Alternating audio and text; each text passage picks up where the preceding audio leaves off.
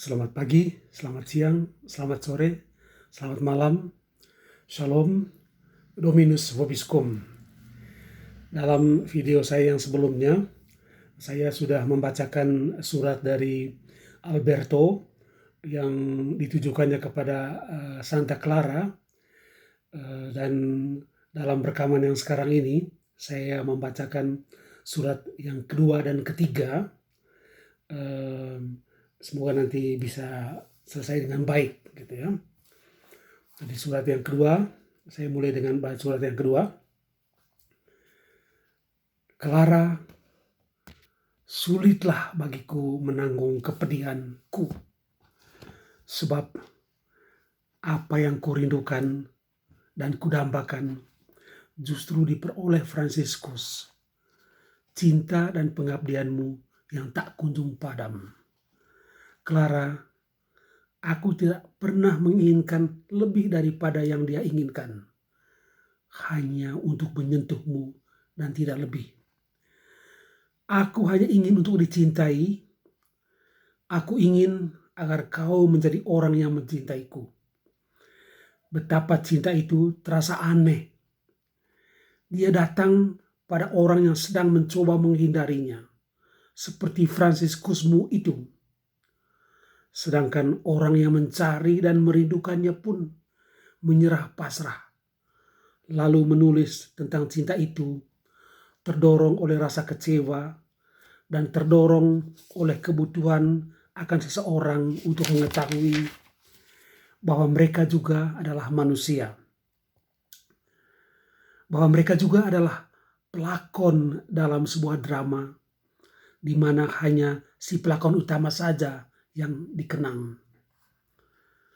Clara, aku mencintaimu, walaupun kini engkau sesungguhnya lebih menjadi tokoh khayali daripada tokoh yang nyata.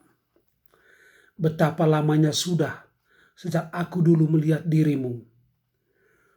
Kaulah inspirasi hidupku, dan kaulah alasanku untuk hidup. Bahkan aku tak pernah melewatkan sejam pun sendirian denganmu. Betapa cinta itu terasa aneh. Barangkali aku bukanlah penyair yang tak berharga. Barangkali cintaku padamu merupakan satu-satunya hal yang murni dan indah dalam hidupku. Bahkan aku tak pernah memikirkan hal itu sampai aku menuliskan kalimat ini. Aku tak pernah menyadari bahwa barangkali aku sebaik dirimu, bahwa barangkali aku seteguh Fransiskus, bahwa dengan caraku sendiri aku masih berharga justru karena aku tak pernah berhenti mencinta. Walau cinta yang kuinginkan tak pernah menanggapi aku, tak pernah memperhatikan aku. Clara, karena itu kiranya kau melihat bahwa kau telah membantu aku mencintai diriku sendiri. Dengan tak pernah mengalami bahkan secuil saja balasan pun bagi cintaku, aku telah belajar mencintaimu demi dirimu sendiri dan bukan demi dirimu sebagaimana yang kubayangkan. Bahkan larik-larik puisi ini yang sangat ingin kulayangkan padamu tak akan pernah kau baca. Claraku, hanya di surga kau akan tahu bahwa kau telah dicintai sebanyak engkau mencintai Fransiskus. Aku hanya berharap semoga karena dirimu aku akan berada di dalam surga juga. Di sana kau akan menolehkan kepalamu dan memandang kepadaku dan mencintai aku karena tak pernah mengucapkan sesuatu apapun di bumi, karena tak pernah mengganggu kesentosaanmu, karena tidak bersikap ingat diri. Allah yang baik, bantulah aku agar aku berada di sana. Janganlah biarkan keabadian menjadi suatu jangka waktu sebagaimana kini telah menimpa diriku. surat yang kedua berakhir. Saya lanjutkan dengan surat yang ketiga. Oh Clara, orang suciku, betapa sering aku bermimpi sedang berdoa bersamamu. Bermimpi sedang berlutut di sisimu dan berbagi tempat bersamamu di hadapan Allah. Clara, barangkali aku masih tetap memandang rendah diriku sendiri. Tetapi aku tak bisa membayangkan seorang pria seperti aku ini datang sendirian di hadapan Allah. Bersamamu, aku tak akan pernah merasa takut. Clara, karena itu ketika aku berdoa sendirian di kamarku ataupun di gereja San Rufino, aku bayangkan engkau hadir dan ada di sisiku. Dan Allah mendengarkan aku karena engkau ada di sisiku. Clara, aku berdoa dengan cara ini, bukan karena aku tidak berpikir Allah mencintaiku, melainkan karena aku mencintaimu dan tidak dapat berbuat apa-apa tanpa dirimu. Juga karena aku tahu bahwa engkau kudus, Clara, seorang yang dikhususkan bagi Allah. Pada mulanya aku tak dapat menanggung kenyataan ini. Aku terus-menerus memurkai Allah yang memiliki seluruh alam semesta, tetapi masih tetap merebut dirimu dari aku yang tidak memiliki apa-apa dan hanya menginginkan dirimu. Hal ini rasanya bagaikan salah satu dari para tuan tanah yang merebut istri seorang petani miskin, padahal dia dapat memilih dari semua wanita cantik di seluruh bumi. Lalu pada suatu hari aku menyadari bahwa engkau mencintai dia huruf besar, dan bahwa dia huruf besar tidak pernah memaksamu mencintaimu. Akan halnya Fransiskus, lainlah soalnya bagiku, Claraku. Claraku, aku tak pernah merasa dia memberimu separuh dari apa yang pantas kau peroleh. Dia begitu terselubung dalam Allah dan dalam cara hidupnya, sehingga bahkan engkau, Clara, merupakan ancaman bagi cita-citanya. Dia tahu engkau mencintainya, tetapi dia takkan pernah membiarkanmu menyentuhnya. Dia hanya menggunakan engkau untuk melanjutkan gerakannya sendiri, yaitu gerakan kemiskinan, kemurnian, dan ketaatan Injil. Barangkali ucapan ini terlalu pedas rasanya, tetapi begitulah caraku melihatnya, dan tentu saja aku cemburu. Ah, Clara, mengapakah aku selalu mesti terkenang akan Fransiskus manakala aku memikirkan dirimu? Jika saja dia dulu tidak merenggutmu dalam usiamu yang begitu muda, sebelum aku berkesempatan datang kepadamu. Jika saja dia tidak mencuri hatimu sebelum aku siap untuk membiarkanmu pergi, maka aku pun menganggap dia sangat terberkati dan paling sempurna di antara semua pria di muka bumi ini.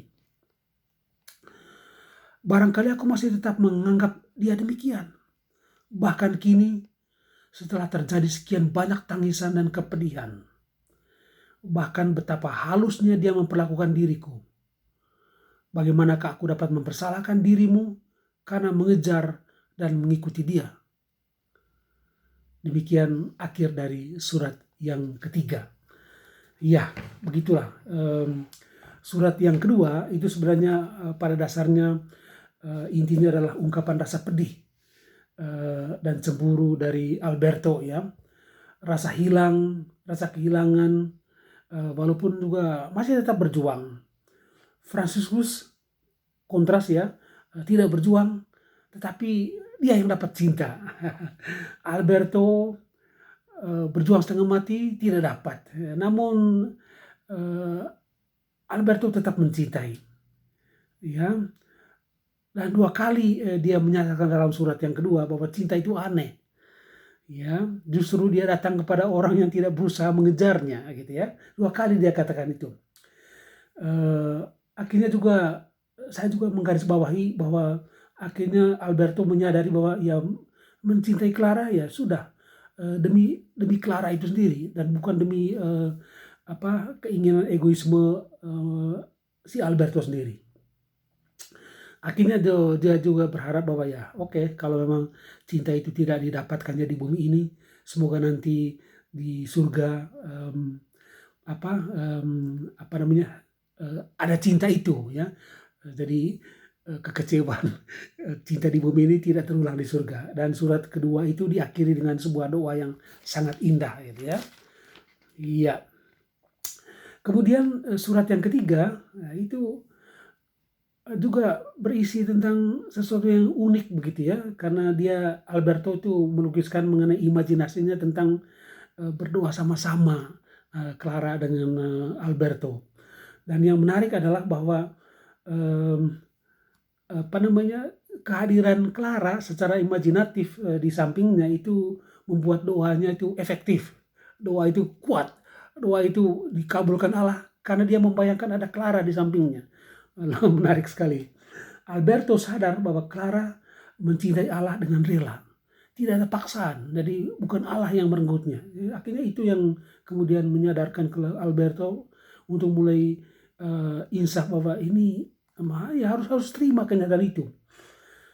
Tapi juga Alberto iri hati karena dia merasa bahwa Franciscus yang mendapat cinta Clara sebenarnya tidak memberi banyak kepada Clara sebenarnya, kata perasaannya Alberto.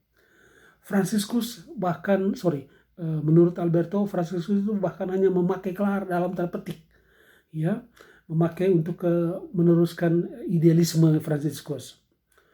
Nah, tentu saja pernyataan itu ya tanda dari adanya rasa cemburu dari Alberto yang juga diakui oleh Alberto ya. Di menjelang akhir surat ketiga, tentu saja aku cemburu kata dia. Jadi dia secara sangat eksplisit mengakui rasa cemburu dan iri hatinya. Namun demikian, akhirnya juga Alberto harus realistis sehingga dia tetap menghargai Franciscus. Walaupun segala sakit hati, segala kesepian, dia tetap menghargai Franciscus. Saya kira ini satu proses pematangan rohani yang luar biasa, luar biasa indah, luar biasa menarik. Nah, saya membayangkan bagaimana Clara membaca kembali surat itu dalam usia tua gitu ya, kilas balik perasaan pengalaman cinta, dan pasti itu akan sangat indah dan menarik. Sekian dan terima kasih. Salve Dominus Vobiscum. Amin.